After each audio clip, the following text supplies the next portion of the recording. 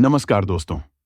आज हम जानेंगे पंच केदार की पौराणिक कथा, जो न केवल शिव भक्तों के लिए बहुत महत्वपूर्ण है, बल्कि यह कथा धर्म, पश्चाताप और मोक्ष के मार्ग को भी उजागर करती है। महाभारत का भीषण युद्ध समाप्त हो चुका था। कौरवों का विनाश हो गया था और पांडवों की विजय हुई थी।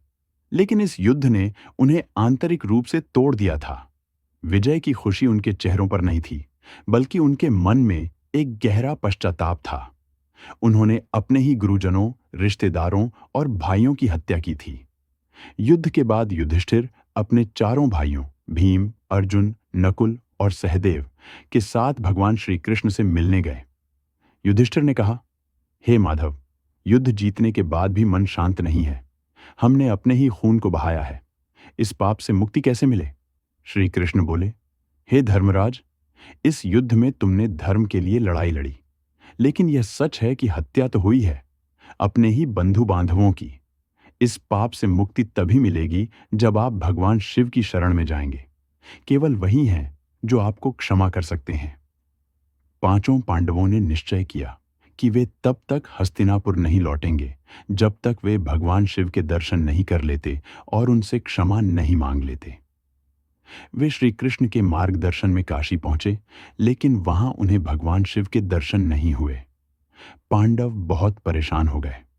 तभी श्री कृष्ण वहां प्रकट हुए और बोले, हे पार्थ, महादेव आप सबसे रुष्ट हैं।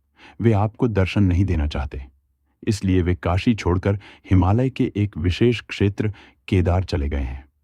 अगर आप सच में उनसे मिलना चाहते हैं तो आपको केदारनाथ जाना होगा। पांचों भाई हिमालय की ओर निकल पड़े। यह यात्रा कठिन थी।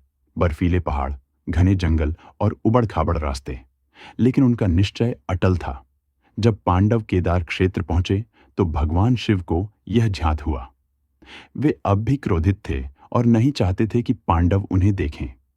भगवान शिव ने एक बैल, नंदी का रूप धारण कर लिया और अन्य गाय बैलों के झुंड में शामिल हो गए। पांडव उन्हें पहचान नहीं पा रहे थे। वे बहुत चिंतित हो गए। तभी भीम को एक बैल के पैरों में कुछ अजीब नजर आया। वह बाकी बैलों से अलग दिख रहा था। भीम को शक हुआ कि यही भगवान शिव हो सकते हैं। भीम ने अपने दोनों पैरों को दो पहाड़ों के बीच इस प्रकार फैला दिया कि कोई भी जानवर उनके बीच से निकले बिना जा न सके। सब जानवर निकल गए, लेकिन एक बैल यानी शिवजी नहीं निकले। भीम ने तुरंत उसकी त्रिकोणीय पीठ को पकड़ लिया। जैसे ही भीम ने बैल की पीठ पकड़ी, शिवजी जमीन में समाने लगे। लेकिन भीम ने उनका एक भाग, पीठ का त्रिकोण भाग, पकड़ लिया। अब भगवान शिव को प्रकट होना पड़ा। वे बोले, हे पांडवों, मैं तुमसे प्रसन्न हूं। तुम्हारी भक्ति, पश्चाताप और तपस्या को देखकर मैं तुम्हें क्षमा करता हूं। मैं तुम्हें इस ब्रह्महत्या के पाप से मुक्त करता हूं। पांडव भगवान शिव के चरणों में गिर पड़े। उनकी आंखों में आंसू थे। अब उन्हें मानसिक शांति मिली। उस स्थान पर भगवान शिव के शरीर का जो भाग प्रकट हुआ, वह स्थान केदारनाथ के नाम से प्रसिद्ध हुआ। श्री कृष्ण ने वहां प्रकट होकर कहा, हे प्रभु, आपने अपने शरीर के विभिन्न अंगों को इस धरा पर प्रकट किया है और इन सब के माध्यम से ही युगों तक आपकी भक्ति होती रहेगी। अब आप इन पांचों स्थानों पर 5 अलग-अलग रूपों में पूजे जाएंगे। शिवजी के शरीर के 5 भाग अलग अलग स्थानों पर प्रकट हुए। केदारनाथ, जहां उनका पीठ का त्रिकोणीय भाग प्रकट हुआ। केदारनाथ धाम हिंदू धर्म के सबसे पवित्र और प्रसिद्ध तीर्थ स्थलों में से एक है। यह भगवान शिव को समर्पित 12 ज्योतिर्लिंगों में से एक है और पंच केदारों में सबसे प्रमुख माना जाता है। यह धाम उत्तराखंड के रुद्रप्रयाग जिले में समुद्र तल से लगभग 11,755 फीट की ऊंचाई पर स्थित है। तुंगनाथ, जहां उनके भुजाएं प्रकट हुईं, तुंगनाथ मंदिर पंच केदारों में दूसरा और ऊंचाई के लिहाज से सबसे ऊंचा शिव मंदिर है। यह उत्तराखंड के रुद्रप्रयाग जिले में समुद्र तल से लगभग 3,680 मीटर 12,073 फीट की ऊंचाई पर स्थित है। यह मंदिर न सिर्फ आध्यात्मिक महत्व रखता है, बल्कि यहाँ की प्राकृतिक सुंदरता और शांत वातावरण हर भक्त को एक दिव्य अनुभूति से भर देता है।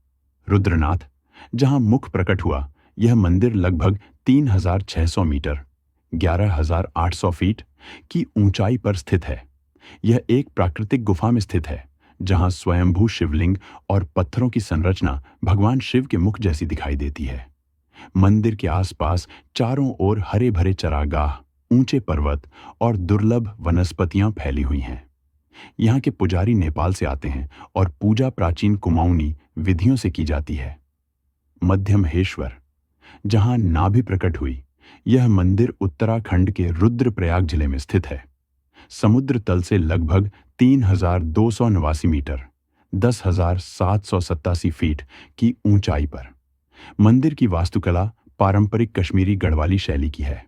पत्थरों से बना छोटा लेकिन अत्यंत पवित्र स्थान, गर्भगृह में प्रतिष्ठित शिवलिंग को शिव की नाभि और पेट के प्रतीक रूप में पूजा जाता है। यहाँ जलाभिषेक करने से पापों का शमन होता है और आंतरिक शुद्धि प्राप्त होती है। कल्पेश्वर, जहाँ जटाएं प्रकट हुई, यह मंदिर उत्तराखंड के चमोली जिले में स्थित है। समुद्र तल से लगभग 2,200 मीटर की ऊंचाई पर। पंचकेदारों में यह एकमात्र ऐसा मंदिर है जो पूरे वर्ष खुला रहता है।